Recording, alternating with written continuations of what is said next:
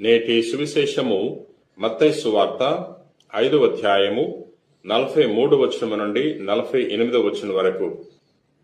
నీ పొరుగు వారిని ప్రేమింపుము, నీ శత్రువును ద్వేషింపుము అని పూర్వము చెప్పబడిన దానిని మీరు వినియున్నారు కదా.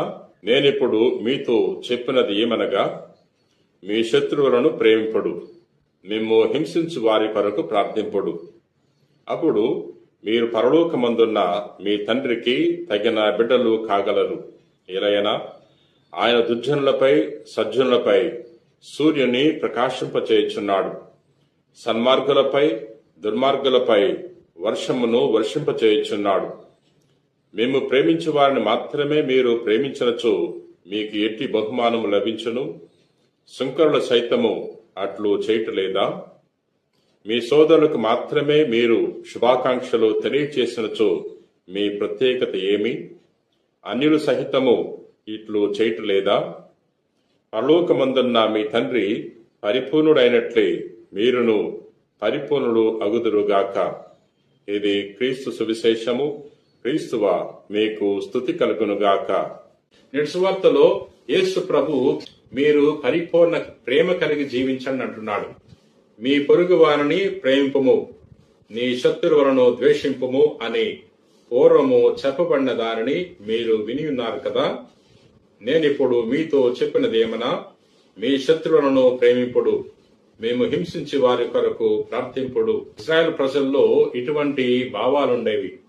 పొరుగు వారంటే, సహోదరులంటే కేవలము యోధజాతికి చెందిన వారు మాత్రమే అని వారు అనుకునేవారు. కానీ ప్రభు ఇచ్చిన అర్థం ఏమిటంటే, పొరుగు వారంటే ప్రతి జాతికి చెందిన వారు, ప్రతి కులానికి ప్రతి మతానికి చెందిన వారు. ముఖ్యంగా ఎవరైతే అవసరాలున్నారో అటువంటి వారందరూ కూడా పొరుగు వారే. అటువంటి వారందరినీ కూడా ఆదరించాలి, ప్రేమించాలనే విషయాన్ని ప్రభు తెలియచేస్తున్నాడు. ప్రియ సహోదరి సహోదర, నీ యొక్క సోదరులను మాత్రమే ప్రేమిస్తే నీ యొక్క ప్రత్యేకత ఏమి అని ప్రభు తెలియజేస్తున్నాడు. సుంకరులు, పాపులు కూడా ఆ విధంగా చేస్తున్నారు. మిమ్మల్ని ద్వేషించే వారిని ద్వేషించటం, ప్రేమించే వారిని ప్రేమించటం అది ప్రతి వారు చేసేదే. మీ ప్రత్యేకత చాటుకోవాలంటే తప్పనిసరిగా మీ శత్రువులను ప్రేమించాలి, మిమ్మల్ని హింసించే వారి కొరకు ప్రార్థన చేయాలన్న విషయాన్ని ప్రభు తెలియజేస్తున్నాడు. పరలోకమందున మీ తండ్రి సజ్జనులపై దుర్జనులపై సూర్యుని ప్రకాశింపజేయుచున్నాడు, సజ్జనులపై దుర్జనులపై వర్షాన్ని వర్షింపజేయుచున్నాడు. కాబట్టి మీరు అందరినీ ప్రేమించాలి, ప్రతి వారిని ప్రేమించాలి.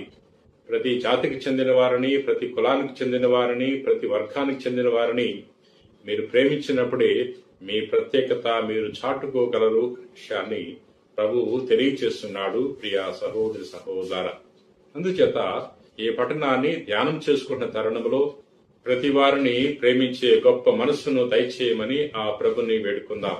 ప్రార్థన చేసుకుందాం. పరిశుద్ధుడవు, ప్రేమ కలిగిన ప్రభువా, నేటి వాక్యము ద్వారా మాతో మాట్లాడినందులకు నీకు వేలాది వందనాలు. మాలో ఉన్న కుళ్ళు కుతంత్రాలను తీసివేయండి, మాలో ఉన్న అసూయ ద్వేషం పగను తీసివేయమని వేడుకుంటున్నాం.